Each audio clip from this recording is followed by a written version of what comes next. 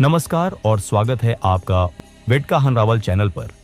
जहां हम वेद, उपनिषद, रामायण, महाभारत और पुराणों में वर्णित उन शाश्वत सत्यों को सरल और प्रामाणिक रूप में प्रस्तुत करते हैं,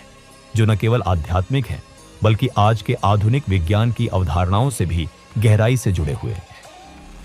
आज के इस वीडियो में हम भागवत पुराण स्कंध 10 अध्याय 13 से 14 में वर्णित उस दिव्य और पूर्णतः वास्तविक घटना पर चर्चा करेंगे, जब सृष्टि के रचयिता ब्रह्मा जी स्वयं श्री कृष्ण की वास्तविकता को समझने हेतु वृंदावन आए, क्योंकि उन्हें यह स्वीकार करना कठिन लग रहा था कि एक साधारण ग्वाल बालक ही समस्त ब्रह्मांडों का आधार हो सकता है।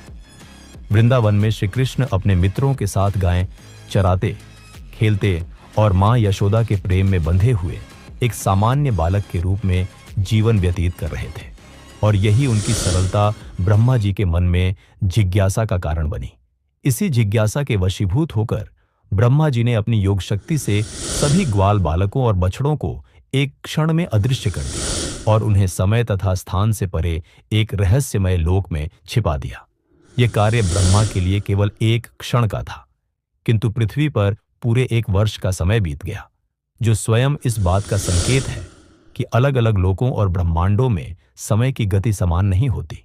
इस बीच श्री कृष्ण ने न तो किसी प्रकार का विचलन दिखाया और न ही किसी को संकट में डाला,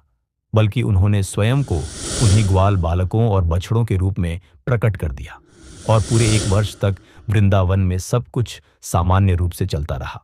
किसी को भी यह आभास नहीं हुआ कि यह सभी रूप स्वयं श्री कृष्ण ही हैं।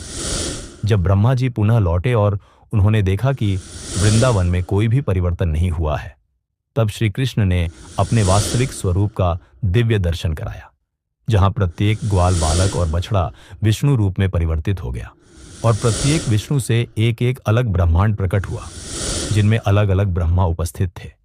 किसी के 4 मुख, किसी के 100 और किसी के सहस्र। और तभी ब्रह्मा जी को यह बोध हुआ कि वे अकेले सृष्टिकर्ता नहीं हैं, बल्कि अनंत ब्रह्मांडों की रचना एक ही परम चेतना द्वारा संचालित होती है। इस विराट दर्शन के पश्चात ब्रह्मा जी ने श्री कृष्ण के चरणों में नतमस्तक होकर स्वीकार किया कि उनकी बुद्धि सीमित है और श्री कृष्ण ही समय, कारण और सृष्टि से परे स्थित परम सत्य है। यह कथा हमें यह सिखाती है